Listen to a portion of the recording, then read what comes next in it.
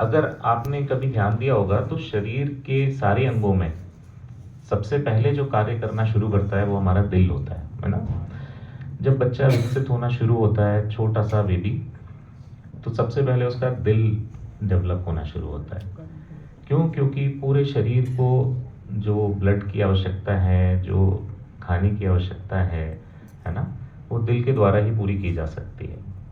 और जब से ये शुरू होता है, लगभग हम मानते हैं कि 6 हफ्ते का जब बच्चा होता है ना, 5 से 6 हफ्ते के बीच में कहीं दिल अपना कार्य करना शुरू कर देता है।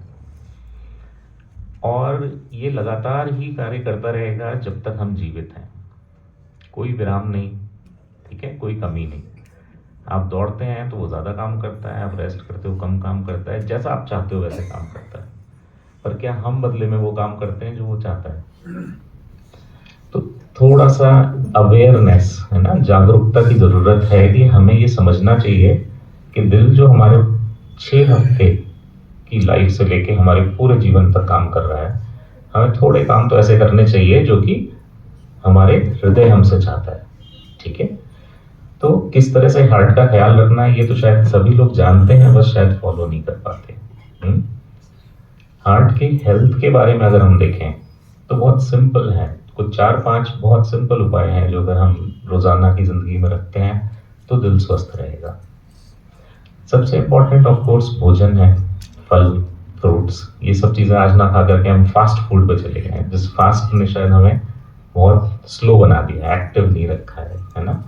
खाने में बहुत सिंपल खाना खाएं ना, जितना भी जो नेचुरल फूड्स हैं उसका सेवन ज़्यादा करें। आर्टिफिशियल फूड्स जितने भी हैं, पैकेज्ड फूड्स हैं, जिस भी चीज़ को हम पैक करते हैं ना, उसकी शेल्फ लाइफ, जैसे उसको रखने का समय बहुत ज़्यादा होता है, पर उसको डाइजेस्ट करना उतना ही मुश्किल होता है, क्योंकि उस प्रक्रिया से वो गुजरा है।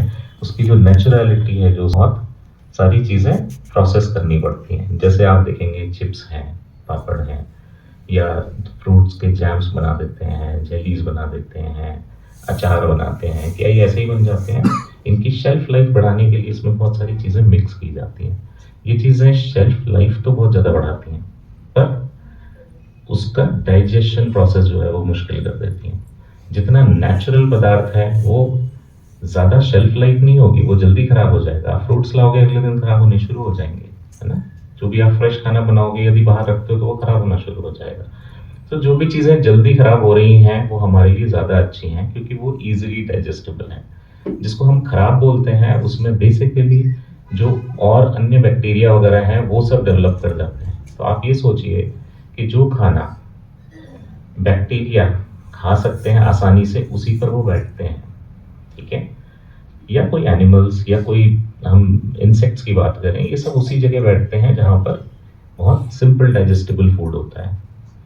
बाकी जगह क्यों नहीं होता? इन पैकेज्ड फूड को क्यों नहीं खराब होते? क्योंकि वहाँ बैक्टीरिया भी जाना पसंद नहीं करते, वहाँ एनिमल्स जाना पसंद नहीं करते, इंसेक्ट जाना पसंद नहीं करते। तो वो बहुत खराब फूड है, जिसको और जीव जंतु भी पसंद नहीं कर रहे हैं, उसको हम पसंद कर रहे हैं, राइट।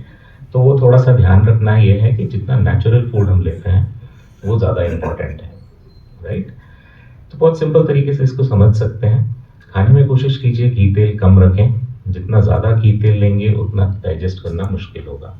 जो बहुत एक्टिव वर्कर्स हैं, जो बहुत एक्सरसाइज करते हैं, जैसे एथलीट्स, आर्मी के लोग, है ना, पुलिस में जो लोग हैं जो ज़्यादा एक्सरसाइज करते हैं, फिजिकल वर्क ज़्यादा करते हैं, उनको एनर्जी डेंस फूड लेना है। एनर्जी डेंस का मतलब हो गया घी तेल, इस तरीके के जो चिकनाई वाले पदार्थ हैं, या उनसे बनी हुई जो भी चीज़ें हैं, है ना, लड्डू हैं, मिठाइयाँ हैं, ठीक है, कचौरी समोसे हैं, सबको पसंद आते हैं। तो ये वाली चीज़ें डाइजेस्ट करना हमारे लिए मुश्किल होता है ना। क्यों? हम मेडिकल लैंग्वेज में बोलते हैं इसमें कोलेस्ट्रॉल ज़्यादा होता है। कोलेस्ट्रॉल क्या है? एक बहुत इंपॉर्टेंट पार्ट है ये बॉडी का, है ना। इतना खराब भी नहीं होता कोलेस्ट्रॉल। हमारे जो सारी रक्त कोशिकाएं हैं, जो भी बॉडी के सब सेल्स वगैरह है ना, वो जो उसकी सेल मेम्ब्रेन है, जो उसकी झिल्ली है चारों तरफ, है ना, वो सब मेम्ब्रेन से बनी होती है। वैसे ही कुछ हार्मोन्स हैं जो कोलेस्ट्रॉल से बने होते हैं। इस तरीके से जो भी कोलेस्ट्रॉल से बनी हुई चीज़ें हैं उनके लिए बहुत आवश्यक चीज़ है कोलेस्ट्रॉल। लेकिन जो हम बाहर से खा रहे हैं एक्स्ट्रा कोलेस्ट्रॉल, वो बैड कोलेस्ट्रॉल है। थोड़ा सा ज़्यादा बता देता हूँ इसमें। जब हम कोलेस्ट्रॉल का टेस्ट करते हैं उसको लिपिड प्रोफाइल कहते हैं। इस लिपिड प्रोफाइल में कई तरीके के कोलेस्ट्रॉल्स की रिपोर्ट आएगी आपके पास। मुख्यतः दो इंपॉर्टेंट हैं, एलडीएल और HDL. LDL low density lipoprotein बोलते हैं हमारी मेडिकल भाषा में, है ना। तो लो डेंसिटी लाइपोप्रोटीन वो है जो खराब कोलेस्ट्रॉल है। तो आप इसको ऐसे समझ सकते हो कि जो नसों में अंदर जम जाते हैं, जो हार्ट अटैक लाते हैं, ब्रेन स्ट्रोक लाते हैं, हाथ पैरों की नसों को खराब करते हैं, अंदर और अंगों को भी, है ना, फैटी लिवर वगैरह करते हैं, ये सब बैड कोलेस्ट्रॉल है ना, एलडीएल। दूसरी तरफ होता है एचडीएल, इसको हम बोलते हैं हाई डेंसिटी लाइपोप्रोटीन्स। ये कुछ अच्छा कोलेस्ट्रॉल है, ये शरीर के लिए कुछ अच्छा करता है, ये नसों में जमने वाले कोलेस्ट्रॉल को कम करता है, ठीक है। तो याद रखने के लिए सिंपल ये है, लो डेंसिटी लाइपोप्रोटीन यानी एलडीएल को लो रखना है, जितना लो रखेंगे उतना अच्छा है। और एचडीएल हाई डेंसिटी लाइपोप्रोटीन को हाई रखना है, जितना हाई रखेंगे उतना अच्छा रहेगा, ठीक है। तो थोड़ा सा इसके बारे में जानते हैं। बाकी और चीज़ों के बारे में यदि आप देखें तो खाने में आपको जितने भी कार्बोहाइड्रेट्स हैं वो जैसे हमारे नॉर्मल फूड में रहते हैं उसको कंज्यूम कीजिए, प्रोटीन करिए, फ्रूट्स वगैरह ज़्यादा लें, और जैसा मैंने कहा फास्ट फूड, पैकेज मटेरियल, ये सब बिल्कुल कम से कम रखें, है ना। आजकल के बच्चे भी बहुत ज़्यादा खाते हैं तो उनको भी कोशिश करें, मोटिवेट करें कि ये अच्छा नहीं है, इसको कम खाना है, ठीक है। तो दूसरा एस्पेक्ट है एक्सरसाइज, बहुत ज़रूरी है। आप पहले को भूल जाओ लेकिन दूसरे को नहीं भूलो। जितनी एक्सरसाइज हम ज़्यादा करते हैं बॉडी उतनी ज़्यादा फिट रहती है ना, क्योंकि दिन भर बैठे बैठे हम हमारे शरीर को उतना ज़्यादा मूवमेंट ही नहीं करते जितना उसको रिक्वायर्ड है। ये शरीर जब शुरू में बना था तो हम, चाहे आप मान लीजिए कि जानवर थे, बंदर थे, जो भी थे, हम बहुत एक्टिव थे, है ना। वहाँ से हम बिल्कुल प्रोग्रेस होते होते या रिग्रेस होते होते मैं कहूँ कि हम बहुत सीडेंटरी लाइफ में आ गए। तब जब जंगल में रहते थे तो हर समय डर था कि आज ये जानवर खा जाएगा या वो खा जाएगा, तो भागना पड़ता है ना, अलर्ट भी रहना पड़ता है। अब हम बहुत सुस्त हो गए हैं, हमें कोई डर नहीं है, हम इस कमरे में बंद हैं, कोई नहीं खा सकता, कौन सा शेर अंदर आने वाला है, तो ना कोई डर है ना एक्टिविटी है, ठीक है। बट आपको इस चीज़ के लिए मैं सिर्फ इसलिए बता रहा हूँ क्योंकि उस एक्टिविटी लेवल से आज हम यहाँ आ गए। क्योंकि मैं ज़्यादातर लोगों से मैं बात करता हूँ ना, डेली इतने सारे पेशेंट्स हम मिलते हैं, देखते हैं, तो उनका कहना होता है मैं तो दिन भर काम करती रहती हूँ, सारा घर का काम मैं ही करती हूँ, या मैं तो 10 बार बाजार के चक्कर लगा लेता हूँ, मेरा फील्ड वर्क है, मैं काफ़ी काम कर लेता हूँ। लेकिन ये उतना सफिशिएंट नहीं है, ठीक है। आपका जो मापने का पैमाना है वो छोटा है। यहाँ पर एक्टिविटी लेवल उतना नहीं है जितना हम फूड इनटेक कर रहे हैं, उसको पचाने के लिए भी हमें बहुत एक्सरसाइज की ज़रूरत होती है। तो अपनी तरफ से आप जितना ज़्यादा एक्टिव रहेंगे उतना अच्छा है, ठीक है। मोटापा कम रहेगा, उससे रिलेटेड बीमारियां कम रहेंगी। एक्टिविटी बहुत ज़रूरी है। अब ये एक्टिविटी करनी कैसे है? एक्टिविटी के लिए आप जो भी करना चाहें वो कर सकते हैं। एक सिंपल वॉक भी काफ़ी होती है ना, जितना आपकी लिमिटेशंस हैं। सभी लोग फिजिकली उतने फिट नहीं होते, उम्र के साथ साथ, एज के साथ साथ की फिटनेस कम होती है। उसको फिट रखने के लिए आप जितना चलेंगे उतना अच्छा है। हो सके थोड़ा ब्रिस्क वॉकिंग करिए, ठीक है, आधे घंटे लगभग थोड़ा फास्ट चलना है। तेज चलेंगे तो शरीर के सारे अंगों को एनर्जी रहेगी, जैसा अभी बताया ना कि शरीर गर्म हो जाएगा क्लैपिंग करने से, नहीं तो थोड़ी सी गर्मी आएगी, आपके सारे अंग खुशी महसूस करेंगे। दूसरा है कि अगर आप एक्टिविटी लेवल को बढ़ा सकते हैं तो थोड़ा जॉगिंग, रनिंग भी करिए, चाहे वो भले ही 2 मिनट 5 मिनट का हो, है ना। जो लोग कर सकते हैं, ज़बरदस्ती नहीं है। अगर कोई बीमारी नहीं है, जैसे स्पाइन की बीमारी नहीं है, घुटनों की बीमारी नहीं है ना, कमर की या किसी अन्य प्रकार की कोई चोट नहीं है, आप समर्थ हैं तो ज़रूर करिए। लेकिन कोशिश कीजिए कि जिस लेवल तक आप कर सकते हो एक्टिविटी लेवल को बनाए रखें। यदि काम ऐसा है कि दिन भर बैठे बैठे करना है तो थोड़ा सा टाइम निकालें अपने लिए, सुबह शाम निकालिए, आधा आधा घंटा, ज़्यादा नहीं चाहिए। 24 में से सिर्फ 1 घंटा या इवन आधा घंटा भी बहुत है। यदि आप 7 दिनों में से 6 दिन में भी आधा घंटा निकालते हैं, 35 मिनट्स, तो ये प्रूवन स्टडीज़ हैं कि उससे हमें बहुत लाभ मिलता है और हार्ट की और बाकी डिजीजेस कम हो जाती हैं। एक्टिविटी लेवल्स में और करने के लिए हमारे पास योग बहुत अच्छा है, ठीक है। जो लोग मूवमेंट्स कम कर सकते हैं, जिनके घुटनों में प्रॉब्लम है, वो बैठ के, लेट के या खड़े होकर जैसा भी एक्सरसाइज करेंगे वो अच्छा रहेगा। तो आप योगा की मदद से, अगर आप बहुत मोबाइल नहीं है, बहुत एक्टिव नहीं है, चल नहीं पाते हैं, तो भी अपने शरीर को फिट रख सकते हैं। एंड ऑब्वियसली मेडिटेशन और योगा हमारी लाइफ में बहुत इंपॉर्टेंट है। आप सभी लोग जानते हैं, शायद मुझसे भी ज़्यादा ही आप लोग करते होंगे। तो ये चीज़ का ध्यान रखेंगे। नेक्स्ट इंपॉर्टेंट टॉपिक है स्ट्रेस। आजकल वर्क लाइफ, फैमिली लाइफ, इन सब में तनाव बहुत ज़्यादा है। इतना स्ट्रेस क्यों लेना है, सबसे बड़ी बात है। ठीक है, जीवन में स्ट्रेस का कोई बेनिफिट कहीं नहीं देखा गया। आपके जो खुद के एक्सपीरियंस में भी आपने देखा होगा, जब आप स्ट्रेस्ड होते हो तो ज़्यादा अच्छा परफॉर्म नहीं करते। चाहे वो पढ़ाई में है, चाहे वो स्पोर्ट्स में है, चाहे किसी एक्टिविटी में है, या आपके प्रोफेशन में है, या आपके पारिवारिक समाज में है, कहीं पर भी आप जहाँ स्ट्रेसफुल होते हो वहाँ आप अच्छा परफॉर्म नहीं कर सकते। आपको रिलैक्स रहना ज़रूरी है। तनाव सबका अपना अलग-अलग तरीका, मतलब कारण हो सकता है। किसी को शायद फैमिली की वजह से तनाव होगा, किसी को वर्क की वजह से तनाव होगा, और आपके अपने-अपने ही तरीके होंगे उसको सॉल्व करने के लिए। इसमें कोई रामबाण नहीं है कि ये तनाव हुआ और ये टैबलेट ले ली। ठीक है? टैबलेट्स मेरे पास बहुत हैं, लेकिन आज मैं किसी बीमारी के बारे में बात नहीं कर रहा हूँ। क्योंकि दिन भर हम पेशेंट देखते हैं, बीमारी की ही बात करते हैं, है ना? कुछ हेल्थ के लिए बात करनी है, ताकि हम प्रिवेंशन के ऊपर ज़्यादा काम करें रादर देन क्योर के ऊपर। कहते हैं ना, prevention is better than cure. अगर हम किसी चीज़ को प्रिवेंट कर सकते हैं तो वो ज़्यादा अच्छा है बजाय क्योर करने के, है ना? बीमारी होने से पहले ही हमें एक्ट करना चाहिए। तो ये एक इम्पॉर्टेंट चीज़ है कि आप अपना स्ट्रेस लेवल्स को कम रखें। चाहे उसमें आप योग करें, मेडिटेशन करें, अपनी कोई हॉबी हो सकती है, आपके शौक होंगे कुछ ना कुछ, है ना? जैसे किसी को पेंटिंग पसंद है, संगीत पसंद है, कलाकारी है, कुछ भी, डांसिंग पसंद है, जो भी करना है वो कीजिए, लेकिन अपना खुद समय ज़रूर निकालिए अपने लिए। उससे तनाव कम रहेगा और तनाव रिलेटेड जो भी बीमारियाँ हैं, वो कम होंगी। ज़्यादातर लोगों के शौक अपनी जो व्यस्तता के कारण ना धीरे-धीरे खत्म होते चले जाते हैं। कोई अच्छी पेंटिंग करता था, या गाना गाता था, या मतलब भजन गाता था, जो भी करता था अपने उसमें मतलब जो यंग अवस्था में, वो अपने पारिवारिक माहौल में बिज़ी होने के बाद खत्म हो जाते हैं। ज़रूरी है कि उसको भी जीवित रखा जाए, है ना? उससे तनाव के लिए काफ़ी हद तक मदद मिलती है ना? आप जब भी स्ट्रेसफुल हो, आप अपनी जो भी आप करते हो एक्टिविटी, आपको जो अच्छा लगता है, आपको डांसिंग अच्छा लगता है, आप डांस करिए। आपको गाना अच्छा लगता है, गाना गाइए। कोई सुन रहा है या नहीं, कोई फ़र्क नहीं पड़ता। ठीक है? ये अपने रिलैक्सेशन के लिए है। ठीक?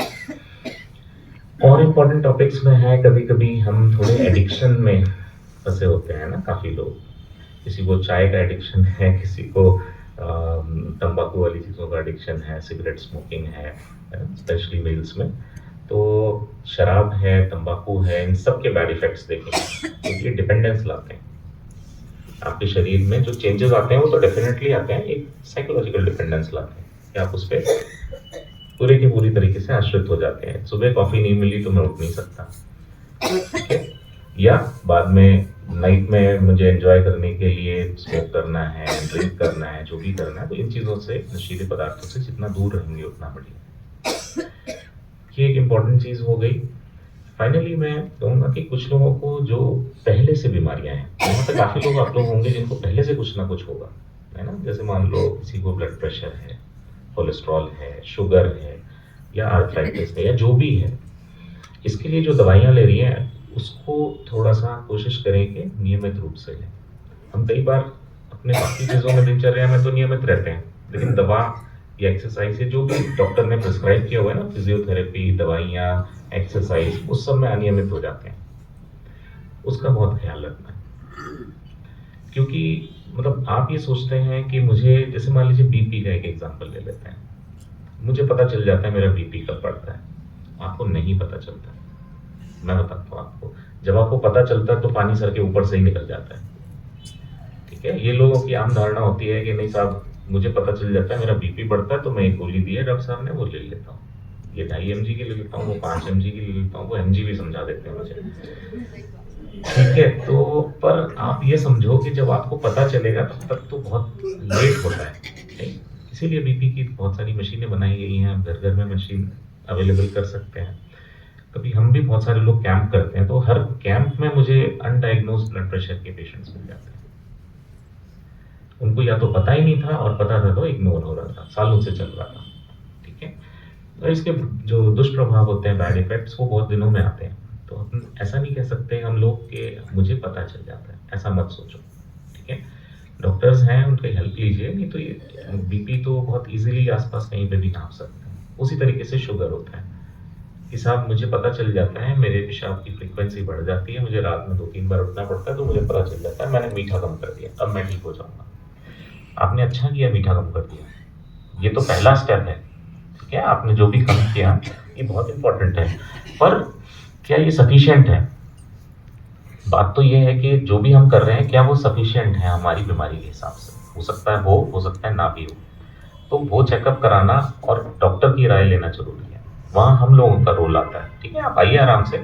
ये ज़रूरी नहीं है कि मेरी बीपी की दवा शुरू हो गई तो ज़िंदगी भर चलेगी। मेरी शुगर की दवा आपने शुरू कर दी तो ज़िंदगी भर चलेगी, इसलिए मैं शुरू ही नहीं करूँगा। ठीक है? तो ये गलत है। वहाँ आपको ध्यान रखना है कि जो भी दवाइयाँ हैं नियमित रूप से लीजिए। चेकअप जो भी कराने हैं, वो आप साल में ज़रूर एक बार कराइए। जो भी लोग लगभग 40 इयर्स के एज के आसपास हैं, ठीक है? 40 इयर्स या 40 इयर्स प्लस। अब तो हम कम भी एज में देखने लगे हैं प्रॉब्लम्स, लेकिन एक कोशिश यही है, रिकमेंडेशन यही है कि 40 और 40 के ऊपर वाले जो लोग हैं, उनको जितना मतलब ईयरली चेकअप जब से शुरू कर सकते हैं, जितना जल्दी, उतना अच्छा देखा गया। इस चेकअप का ये मतलब नहीं है कि मैं पता लगाऊँगा आपको बीपी है और बीपी की दवा दे दूँ, ऐसा नहीं है। आपको पता चलना चाहिए कि गाड़ी किस तरफ गलत जा रही है। हम गाड़ी को वापस टर्न करके नॉर्मल रास्ते पे लाएँगे। कभी-कभी होता है ना कि गाड़ी थोड़ी-सी गलत रास्ता ले लेती है, उसको वापस लेकर आना है सही रास्ते पे, यू टर्न लेके वापस आ जाएँगे। वज़न बढ़ रहा है, डॉक्टर ने बोला वज़न कम करना है, तो आप वज़न की तरफ ध्यान देंगे। अगर डॉक्टर बोलेगा ही नहीं वज़न कम करना है, तो आप भी क्यों ध्यान देंगे? ठीक है? कोई भी चीज़, मोबाइल का, ठीक है? डॉक्टर ने बताया कि भई आँखों में फ़र्क आ रहा है, मोबाइल कम करना है, तो आप ज़रूर ध्यान दोगे, वरना मोबाइल में ही लगे रहोगे, ठीक है? कोलेस्ट्रॉल बढ़ रहा है, तो आप कम करोगे, डॉक्टर बोलेगा कि भई हाँ, ये चीज़ प्रॉब्लम हो रही है, विटामिन की डेफ़िशिएंसी हो रही है, कोई भी चीज़ हो रही है ना? तो हमारा पर्पज़ इन हेल्थ चेकअप के द्वारा ये करना होता है कि हमारे शरीर की एक टेस्टिंग हो जाए ना, जैसे सर्विसिंग के लिए गाड़ी देते हैं, तो हमारे शरीर की सर्विसिंग हो जाए बस। ये ज़रूरी नहीं है कि गाड़ी मेरी खराब चल रही है इसलिए मैं सर्विसिंग कराऊँगा। मैं तो वैसे ही चेकअप कराऊँगा कहीं खराब ना रहे। गाड़ी की तो कराएँगे, अपनी नहीं कराएँगे। गाड़ी का इंश्योरेंस कराएँगे, अपना नहीं कराएँगे। गाड़ी की सर्विसिंग कराएँगे, अपनी नहीं कराएँगे, है ना? सब चीज़ की गारंटी और इंश्योरेंस और सब चीज़ लेंगे, है ना? ये सामान खरीदेंगे, ये माइक की कितने साल की वारंटी है, नहीं? इस कैमरे की कितने साल की वारंटी है, उस पे हमारा ध्यान है। अपनी वारंटी का तो कुछ पता नहीं, है ना? अपने परिवार की हेल्थ का पता नहीं। हेल्थ चेकअप ज़रूर कीजिए। कहने का बस एक ही मकसद है कि आपको हेल्थ चेकअप के द्वारा ये ज़रूर पता चलता है कि आपको क्या-क्या समस्याएँ हैं। उस समस्याओं के निदान के लिए डॉक्टर आपको सलाह देगा और ये ज़रूरी नहीं है कि वो दवा के रूप में ही होगी। वो एक्सरसाइज़ के रूप में हो सकती है, कुछ विशेष निर्देश जैसे कि ये खाने में कम कर दो या वो बढ़ा दो या एक्सरसाइज़ में ये कम कर दो, वो बढ़ा दो, वो सिंपल तरीके से भी हो सकती है, तो डरना नहीं है। बाई चांस ऐसी प्रॉब्लम निकल ही आती है कि भई कोई है परेशानी, अब हार्ट की प्रॉब्लम निकल रही है, तो क्या करना है? ऑब्वियसली फ़ॉलो करना है। जो डॉक्टर की एडवाइस है उसको फ़ॉलो करना है। वो दवाइयाँ देता है तो दवाइयाँ लेना है या फर्दर टेस्ट के लिए एडवाइस करता है तो वो भी करना है। उसमें भी घबराना नहीं है। डेवलपमेंट इतना ज़्यादा हो गया है अब कि जो पहले ज़माने में बीमारियाँ पता ही नहीं चलती थी, उनको हम बहुत अर्ली स्टेज में पकड़ते हैं, पहले ट्रीटमेंट करते हैं। क्योंकि हार्ट की बीमारियाँ इतनी ज़्यादा बढ़ रही हैं। आप देखोगे बहुत सारे एथलीट्स तक में प्रॉब्लम आने लगी है, यंगस्टर्स में प्रॉब्लम आने लगी है ना? फीमेल्स में पहले ये अर्ली जो यंग फीमेल्स होते हैं उनको प्रॉब्लम कम होती थी हार्ट की, उनमें भी प्रॉब्लम आने लगी है। तो हम देख रहे हैं कि किसी वर्ग को अब छोड़ा नहीं है हार्ट की प्रॉब्लम्स ने और उसका मुख्यतः कारण यही है कि हमारी जीवन शैली खराब है। हमारे पास ट्रीटमेंट के सेशंस बहुत सारे होते हैं, प्रिवेंटिव हेल्थ की कोई बात ही नहीं होती। तो ये ज़रूरी है कि आपस में बात कीजिए, कोई समस्या है उससे भी बात कीजिए, डॉक्टर से भी बात कीजिए। आपस के अपने लिए इतना अच्छा ग्रुप है यहाँ पे ना, सभी लोगों का इतना लगाव है, तो आपस में बात कीजिए और डॉक्टर्स की भी हेल्प लीजिए, ठीक है? अगर कभी मतलब थोड़ा-सा मैं डिटेल में चला जाता हूँ हार्ट के लिए स्पेशली क्योंकि मैं यहाँ आया हूँ और हार्ट का हमारा काम ही रहा है बहुत मतलब टीम हमारी मणिपाल हॉस्पिटल में है। एंजियोग्राफी वगैरह और इस तरह के कुछ एडवांस टेस्ट आपको डॉक्टर कभी-कभी रिकमेंड करते हैं ना कि मैंने एंजियोग्राफी करानी है। तो एंजियोग्राफी सिंपल टेस्ट ही होता है ना? जिसमें हार्ट की नसों को चेक करते हैं। कोई नसें बंद तो नहीं है। अगर नसों में कहीं ब्लॉकेज आ रहा है, तो उसका ट्रीटमेंट करना ज़रूरी है। चेक करने की प्रक्रिया बहुत सिंपल ही होती है ना, एंजियोग्राफी कोई बहुत बड़ा टेस्ट नहीं है, बट इसके द्वारा आपको जो इन्फॉर्मेशन मिलती है वो बहुत इंपॉर्टेंट है कि भाई ब्लॉकेज है या नहीं है, थोड़ा सा है या ज़्यादा है, एक जगह है, कई जगह है ना। उसके मतलब बेसिस पर, उसके आधार पे ये निर्णय लिया जाता है कि फर्दर ट्रीटमेंट हम हार्ट की प्रॉब्लम्स का क्या करेंगे, क्या ये दवाइयों से चल सकता है या नहीं, या फिर इसको एंजियोप्लास्टी, स्टेंटिंग या बाईपास कुछ ज़रूरत है या नहीं। ठीक है, तो हार्ट की एंजियोग्राफी सिंपल सा टेस्ट है, इसको कराने में हिचकना नहीं है यदि प्रॉब्लम आ रही है तो। वाकई कई बार डॉक्टर्स आपको एडवाइस करेंगे कि भाई एंजियोग्राफी के बाद एंजियोप्लास्टी करना है ना। तो आप ये समझो कि इस एंजियोग्राफी में जब हम ब्लॉकेज देखते हैं तो आपको जान के हैरानी रहेगी, लेकिन अप टू 70% तक कोई ट्रीटमेंट की आवश्यकता नहीं है, सिर्फ दवाइयों से काम चलता है। ठीक है, वो भी बहुत सिंपल, खून पतला करने की दवाइयाँ हैं या कोलेस्ट्रॉल की दवाइयाँ हैं, उन चीज़ों को रेगुलेट करें तो फिर अप टू 70% ब्लॉकेज जो है हार्ट की ना, जो 70% तक नस बंद हो रही है, उसको भी कंट्रोल किया जा सकता है। पर बात अगर 70% के ऊपर चली जाती है, 80%, 90%, 100% बंद हो गई है, तब जा करके आगे के ट्रीटमेंट की ज़रूरत होती है, एंजियोप्लास्टी या बाईपास करके कर सकते हैं। तो इसमें भी मतलब बहुत सारे एडवांसमेंट आ गए हैं, जो पहले मतलब बड़े-बड़े चीरे लगते थे या बड़े कट मतलब चीर-फाड़ के द्वारा ये सब ट्रीटमेंट्स होते थे, अब बहुत आसानी से किए जा सकते हैं। तो अपने डॉक्टर से ये भी डिस्कस कर सकते हैं। एक चीज़ है कि मैं चाहूँगा आप लोगों के जो सवाल हो ना, वो भी आप मुझसे पूछ सकते हैं, है ना? क्योंकि ये एक तरह से मैं मेरे विचार आपके सामने रख रहा हूँ जो भी हैं। मैं चाहूँगा कि आप लोग मुझसे क्या, क्योंकि हमारे पास जो समय है हम उसको प्रॉपर तरीके से उपयोग तभी कर सकते हैं जब आपके विचारों को मैं जानूँ। आप लोगों में से अगर किसी की, हाँ मैडम बताएँ, आप बताएँ। सर एंजियोग्राफी की जांच कैसे होती है? एंजियोग्राफी की जाँच कैसे होती है? देखिए एंजियोग्राफी 2 तरह से हम कर सकते हैं ना, एक आपने सुना होगा सीटी स्कैन के द्वारा एंजियोग्राफी करते हैं, है ना? सीटी एंजियोग्राफी जिसको बोलते हैं। सीटी एंजियोग्राफी से कर जाएगा, है ना? कुछ इस तरीके के लक्षण आएँगे। ये ज़रूरी नहीं है कि ये सारे लक्षण उसी तरीके से आएँ, ठीक है? ये अपना रूप बदल के भी आते हैं, इनका स्वरूप दूसरा भी हो सकता है। जैसे मुझे कुछ ठीक नहीं लग रहा है, ठीक है? मुझे आज कुछ ठीक नहीं लग रहा है, क्या हुआ है पता नहीं, पर मुझे आज ठीक नहीं लग रहा है। आप बीपी में देखेंगे फ्लक्चुएशंस आ रहे हैं, किसी का बीपी बहुत ज़्यादा हो रहा है, कम हो रहा है ना?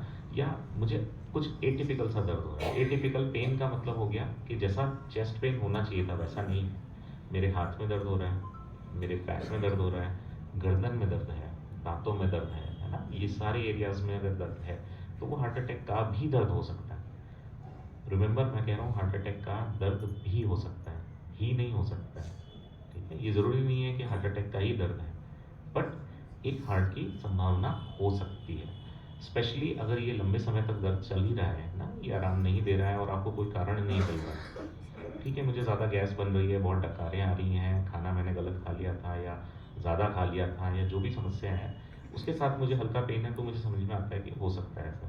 मुझे कोई ऐसा कारण नहीं लग रहा, फिर भी मैं मान लूँ कि ये गैस का दर्द है, वो गलत है। काफ़ी सारे हार्ट अटैक के पेशेंट्स ये मान लेते हैं कि गैस का दर्द है, गैस का दर्द है, ठीक है, या मस्कुलर पेन है, ऐसा नहीं है। और बहुत समय बाद पता चलता है। कुछ स्पेशल ग्रुप ऑफ पेशेंट्स होते हैं, जैसे बहुत बुजुर्ग मरीज या फिर डायबिटीज़ के पेशेंट्स, जिनको दर्द ही नहीं होता, उनको कभी कुछ हुआ ही नहीं था। अब अचानक से पता चलता है, डॉक्टर कह रहे हैं हार्ट कमज़ोर है, सांस ज़्यादा फूल रही है, मुझे तो दर्द ही नहीं हुआ कभी।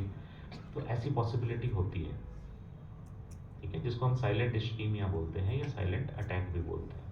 ये साइलेंट इस्कीमिया या अटैक में क्या होगा कि आपकी जो जैसे डायबिटिक पेशेंट का एग्जांपल ले लेते हैं, किसी को अनकंट्रोल्ड डायबिटीज़ है, तो वैसे पेशेंट्स के अंदर सेंसिंग मैकेनिज्म जो होते हैं ना, देखोगे उनके सुन्नता आ जाती है, सूनापन आ जाता है, हाथों में, पैरों में, जगह जगह उनके सूनापन रहता है। वैसा ही सूनापन शरीर के सारे सेंसरी मैकेनिज्म्स में हो जाता है, तो उनको नॉर्मल जो एक पेन होना चाहिए था या घबराहट या जो भी सिम्टम होने चाहिए थे वो होते ही नहीं। ठीक है, ऐसे पेशेंट्स को बहुत इंपॉर्टेंट है कि वो रेगुलर चेकअप कराते हैं, है ना, ताकि हमें जल्दी पता चले कि उनको संभावना तो नहीं है। इसीलिए हम कई बार ऐसे पेशेंट्स को बोलते हैं कि आप अपने चेकअप करवाते रहिए। जैसे डायबिटिक फुट एक एंटिटी हम मानते हैं बीमारी है, उसमें क्या होगा, पैरों का सूनापन की वजह से पेशेंट को पता ही नहीं चलता पैर में चोट कब लग रही है, पैर में कोई कांटा चुभ गया पता ही नहीं था, क्योंकि पेन है ही नहीं। बाद में पता चला कि वो घाव का रूप ले लिया उसने, या कहीं पे हल्का सा कट गया था पैर में, उसको लगा ठीक हो गया होगा लेकिन दर्द ही नहीं हो रहा, तो वो पता ही नहीं चला और वो कब इन्फेक्शन हो गया हमें पता ही नहीं है। तो वैसे पेशेंट्स को हम क्या कहते हैं, आप अपने पैर को रोज साफ कीजिए, रोज सूखा, मतलब उनको अच्छे से धो करके सुखाइए, देखिए कहीं कोई कट्स वगैरह तो नहीं है तो पहले से ध्यान रखिए, ठीक है। वैसे ही सेंसरी मैकेनिज्म नहीं होने की वजह से हार्ट के भी इश्यूज हो सकते हैं, तो वैसे पेशेंट्स को हार्ट के भी चेकअप बीच बीच में कराते रहना है, चाहे वो 6 महीने से 1 साल के अंतराल पे बीच बीच में अपना कराते रहिए, ठीक है, ताकि ये साइलेंट वाले प्रॉब्लम्स ना आए, साइलेंटली पैर में कुछ होना जाए, साइलेंटली हार्ट में कुछ होना जाए, ठीक है। तो ये डायबिटीज़ वाले पेशेंट्स के लिए है। या बहुत एल्डरली पेशेंट्स होते हैं जो अपनी बात को ठीक से कह नहीं पाते, सीवीए के पेशेंट्स होते हैं जिनको पहले ना ब्रेन स्ट्रोक आ चुका है, उनका ब्रेन उतना आज एक्टिव नहीं है, तो वो अपनी बात को ना तो पूरा सेंस कर पाते हैं, ना उसको पूरी तरह से रिस्पॉन्स कर पाते हैं, ना अपनी बात को दूसरे से शेयर कर पाते हैं, ना वो बात पूरी कर ही नहीं पाते, तो वो कैसे आपको बताएंगे कि उनको दर्द हो रहा है या नहीं हो रहा है ना, वो तो साइलेंटली अटैक आते रहेंगे, उनका भी चेकअप आपको कराना ज़रूरी है हमारे जीवन में आज के टाइम, ठीक है। तीनों को ही नापना जरूरी है ना, बीपी को, शुगर को और कोलेस्ट्रॉल। कितने दिन में नापना चाहिए? ये डिपेंड करता है, देखिए अगर आपका पुराना टेस्ट, जैसे आज हमने एक चेकअप कराया, वो बिल्कुल नॉर्मल आ रहा है, मेरा बीपी भी नॉर्मल है, शुगर भी नॉर्मल है, कोलेस्ट्रॉल भी नॉर्मल है, तो कम से कम 1 साल में 1 बार कोलेस्ट्रॉल और शुगर की जांच तो करनी ही करनी है। बेस्ट होता है कि आप 6 मंथली कर पाएँ, ठीक है। अगर उसमें कुछ एबनॉर्मेलिटी आ रही है तो हमें थोड़ा जल्दी करनी होगी, तो हम रिकमेंड करते हैं कि कोलेस्ट्रॉल शुगर 3-3 महीने पे भी जांच कीजिए, ठीक है। शुगर को जांचने के सिंपल तरीके हैं, फास्टिंग शुगर करना है, खाली पेट एक शुगर की जांच होती है, फ्लिक करके कर देंगे, बहुत सिंपल है। दूसरे कुछ और टेस्ट होते हैं जिसमें शुगर का एवरेज शुगर निकालते हैं, ठीक है। जैसे मैंने रात में खाना ज़्यादा खा लिया है या थोड़ा लेट खाया है, तो हो सकता है मेरी शुगर थोड़ी ज़्यादा आ जाए। दूसरे कुछ जांचें होती हैं जिसको हम HbA1c कहते हैं, उसमें 3 महीने का एक एवरेज शुगर आपको बता देगा कि पिछले 3 महीने में आपका शुगर ज़्यादा रहा है, कम रहा है, कितना ज़्यादा रहा है, ठीक है। तो शुगर, बीपी, कोलेस्ट्रॉल, इनकी जांचें बीच बीच में कराते रहना चाहिए, ये इंतजार नहीं करना है कि मुझे कोई लक्षण आएंगे तो मैं करूँगा। कोलेस्ट्रॉल, बीपी, शुगर, इनके मुख्यतः कोई लक्षण नहीं होते, जब लक्षण आने शुरू होते हैं तब तक बहुत लेट हो चुका होता है ना, तब तक आपकी डिजीज़ एडवांस्ड डिजीज़ हो जाती है। देखो ज़्यादातर लोग क्या बोलते हैं कि मैं शुगर इसलिए नहीं चेक कराता, अगर आ जाएगी तो डॉक्टर दवाई चालू कर देगा। ऐसे बहुत सारे आते हैं, 1-2 नहीं, रोज ही मेरे टकराव, मतलब कम से कम मेरे सामना कम से कम 10-15 लोगों से होता है, भाई शुगर कितनी है, बीपी कितना है, कि वो तो हम चेक नहीं करते। क्यों? कि हम चेक करेंगे और डॉक्टर हमारी दवाई चालू कर देगा, आप तो दूसरी दवाई लिख देंगे। भाई आप चेक ही तब करा रहे हो जब डॉक्टर आपको दवाई लिखने के लिए बाध्य हो जाता है। आप पहले से चेक कराओ, डॉक्टर आपको बताएगा कि भाई आपकी शुरुआती ये प्रॉब्लम है, अभी सिर्फ शुरुआत ही हो रही है, तो आपको सिर्फ ये उपाय करने हैं। आप चेक ही उस लेवल पे जाके कराओगे जबकि शुगर पता चला कि 300, 400, 500 की रेंज में पहुंच रही है, तो डॉक्टर दवा शुरू नहीं करेगा तो क्या करेगा? आपको शुरुआती टाइम पर यदि अगर आप अपनी जांच कराते हैं तो डॉक्टर आपको उचित उपाय ही बताएगा, आपको दवाई नहीं देगा। कैसे देगा? भाई मेडिकल साइंस में भी ऐसा नहीं है कि मतलब हर किसी को दवाई दे देना है या इंजेक्शन लगा देना है या इंसुलिन शुरू कर देना है, ऐसा कुछ भी नहीं है, ठीक है। तो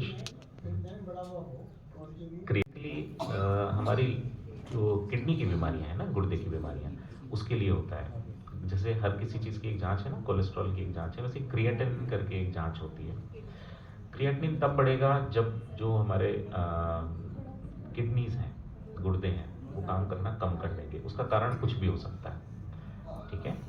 ये मतलब डायबिटीज़ की वजह से ख़राब हो सकती हैं, बीपी की वजह से ख़राब हो सकती हैं, या नसों ब्लॉकेज की वजह से, किसी की भी वजह से ना। बीपी अगर बहुत समय तक अगर बढ़ा रहे, अनियंत्रित रहता है और बढ़ा ही रहेगा, तो हमेशा चांसेस रहते हैं कि किडनी खराब हो सकती है। तो वैसे केस में क्रिएटिनिन बढ़ जाता है। जिसकी एक किडनी है उसको ज़्यादा ख्याल रखना है ना, जिसका एक बच्चा है उसका ज़्यादा ख्याल रखते हैं ना, ज़्यादा प्यार करते हैं। तो आपकी अगर एक किडनी है, उस किडनी से ज़्यादा प्यार करना है, ठीक है। तो उसमें क्योंकि देखिए कुछ भी रिस्क नहीं ले सकते ना, थोड़ा सा भी रिस्क होगा तो उसमें ज़्यादा प्रॉब्लम आने के चांसेस हैं, तो ब्लॉकेज ओपन करना है। बैलूनिंग के द्वारा होते हैं ये प्रोसीजर्स, हम लोग करते हैं। यही मैं कह रहा हूँ कि आप उस पे आ जाओगे, है ना? ये चीज़ आप सोचो कि अच्छा अच्छा आप ये सोचो कि आपके पास क्या ऑप्शन है? आपके पास ऑप्शन क्या है? जो समस्या है वही तो समाधान करना है ना? हमारे पास ऑप्शन क्या है? हमारे नहीं, आप डायलिसिस नहीं चाहते हैं, पर क्या आपकी बीमारी इस चीज़ के लिए अलाउ कर रही है? क्या बीमारी हमारी इच्छा से आती है या उसका ट्रीटमेंट हमारी इच्छा से हो सकता है? दोनों ही नहीं हो सकता। ठीक है? हाँ, तो एक बार जब बीमारी आ जाती है वो हमारे कहने से नहीं आती। मान लीजिए कोविड आ गया, मुझे तो भाई बाहर ही घूमना है, नहीं पॉसिबल है। मुझे मास्क नहीं लगाना है, नहीं पॉसिबल है। ठीक है? बीमारी हमारे बुलावे पे कभी नहीं आती, और ज़्यादातर तभी आती है जब आप ऑलरेडी परेशान होते हो,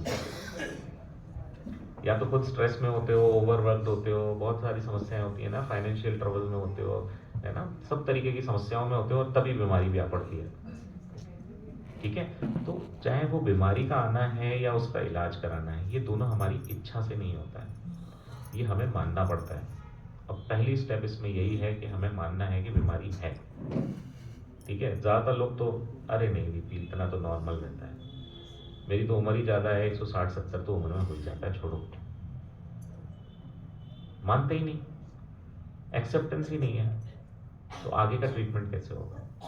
यदि हम समस्या को एक्सेप्ट नहीं करेंगे तो उसका समाधान नहीं हो सकता, चाहे वो बीमारी हो चाहे कोई अन्य समस्या हो। पहला स्टेप तो एक्सेप्टेंस ही है, वो आप एक्सेप्ट कर लीजिए कि भाई ये समस्या है, मुझे इसका समाधान करना है, तो वो हो जाएगा। चाहे किसी भी तरीके से हो, चाहे दवाइयों के रूप में हो चाहे डायलिसिस के रूप में हो ना, किडनी में अगर समस्या है और उसको ठीक करना है तो आपको करना ही पड़ेगा ना। नहीं, अगर मान लीजिए जैसे हार्ट है, हार्ट में कोई समस्या है तो आपको ठीक कराना ही पड़ेगा। जैसे आपकी गाड़ी है, उसका इंजन खराब है, भाई हमारे हार्ट हमारा इंजन ही है एक तरह से। इंजन खराब है तो क्या करोगे भाई? कराओ ठीक, पहले वो रिपेयर करेगा, नहीं होगा तो रिप्लेस करेगा। अब हमारे साथ प्रॉब्लम यह है कि रिप्लेसमेंट यहाँ होता नहीं, रिप्लेसमेंट तो उधर ही होता है। ठीक है? रिप्लेसमेंट की व्यवस्था ही नहीं है, हम तो रिपेयर से ही काम चलाना है। ठीक है? तो हमें जल्दी काम करना है, रिप्लेसमेंट वाली नौबत नहीं है। डायलिसिस एक तरह से ना रीनल रिप्लेसमेंट बोलते हैं। किडनी को हमने, जो किडनी का काम है वो किसी और चीज़ को सौंप दिया है, वो हमें बाहर से सफाई करनी पड़ रही है ना। दूसरा चीज़ किडनी ट्रांसप्लांट भी है, आजकल ट्रांसप्लांट की भी पद्धति बहुत अच्छी इम्प्रूव्ड हो गई है, तो ट्रांसप्लांट पे भी ले जा सकते हैं। ये ज़रूरी नहीं है कि केवल डायलिसिस ही एक ऑप्शन है। ठीक है? लेकिन ये सारी चीज़ें रिपोर्ट के आधार पे होती हैं। जो चीज़ें मैं यहाँ बता रहा हूँ ये एक बहुत ब्रॉड सा, मतलब एक जनरल ओवरव्यू है ना, इसमें एक पर्टिकुलर पर्सन के बारे में नहीं कह सकते। एक ही चीज़ सब पे लागू नहीं होती, एक ही शर्ट हर कोई नहीं पहन सकता, नहीं, या एक ही कपड़े हर किसी के साइज में फिट नहीं होंगे, कोई लंबा है छोटा है ना। इसीलिए डॉक्टर के जो आंसर्स होंगे वो उसी हिसाब से चेंज होंगे। अटैचमेंट रहें लोगों के साथ, क्योंकि सी प्रिवेंशन तभी हो पाएगा, बीमारी को हम तभी रोक पाएंगे जब जागरूकता आएगी, है ना। तो जागरूकता बहुत ज़रूरी है, बीमारियों की नहीं, अपने हेल्थ के प्रति। ठीक है? ऐसे सेशंस में थोड़ा सा टाइम निकाल के हम 1:1 इंटरेक्ट भी कर पाते हैं, आप लोगों की समस्याएं भी समझ पाते हैं, अपने प्रैक्टिस को भी हम चेंज करते हैं उस तरीके से कि भाई आप लोगों ने मुझसे क्या सवाल पूछे, ये मेरे ऊपर भी उतना ही प्रभाव डालते हैं जितना मेरे आंसर आपके ऊपर डालते हैं ना। क्योंकि मुझे समझ में आता है कि भाई और लोगों की क्या समस्याएं हैं ना, जैसे किडनी की भाई साहब ने पूछा, या किसी ने साइलेंट इस्कीमिया पूछा, या सारी चीज़ें हैं। इन चीज़ों को, सवालों को हम हमारे उसमें भी यूज़ करते हैं। ठीक है? तो इस तरीके के सेशंस हम इसलिए ऑर्गेनाइज करते हैं या हॉस्पिटल के द्वारा कि भाई इससे लोगों के अंदर, कुछ लोगों से हम जुड़ पाएँ, उनको समझा पाएँ कि एक्चुअल में प्रॉब्लम कहाँ पे है। ठीक है? क्योंकि ज़्यादातर आज के टाइम में आप देखेंगे एक कुछ वातावरण या एनवायरनमेंट इस तरीके का बन गया है कि डॉक्टर्स ओवर ट्रीटमेंट कर देते हैं, या ज़्यादा सर्जरीज कर देते हैं, या दवाइयाँ ज़्यादा दे देते हैं। ऐसा नहीं है, आप देखोगे ओवरऑल बीमारी ही बढ़ रही है। पहले हार्ट अटैक इतने नहीं होते थे। ठीक है? तो हमें जितने ज़्यादा हार्ट अटैक बढ़ रहे हैं उससे ज़्यादा हमें जागरूकता बढ़ानी है। तो सिर्फ प्रयास इसी ओर है कि लोग ज़्यादा जागरूक रहें, और ये जो समस्याएं जो दिन प्रतिदिन बढ़ती चली जा रही हैं उसको हम थोड़ा रोक पाएँ। ठीक है? मैं बहुत थैंकफुल हूँ, आप सभी लोग आते हैं यहाँ पे। इस तरीके के और भी सेशंस आप चाहेंगे तो हम जुड़ सकते हैं। आपकी कोई विशेष, आप लोग आपस में बात करके बता दें कि भाई हम इस टॉपिक पे चाहते हैं कि कुछ बातचीत हो जाए, तो वो कर सकते हैं ना। तो वो भरत, आई थिंक भरत ध्यान रखेंगे इस चीज़ का, है ना। ओम शांति। ओम शांति। बहुत बहुत धन्यवाद डॉक्टर साहब। हम तो सबको एक ही राय देते हैं, कम खाओ, कम खाओ। 2 वक्त भोजन कीजिए, खूब आराम से टहलिए, आपको कोई बीमारी नहीं, कोई नहीं। ठीक है। बिल्कुल क्रक्स यही है ना? कम खाइए, ज़्यादा चाहिए। तो इसलिए 2 वक्त भोजन कीजिए, बाकी दिन में काम कीजिए, सवेरे शाम भगवान को याद कीजिए। डॉक्टर साहब, आपको हम, आप बैठे हैं इसलिए हम आपको बताते हैं अभी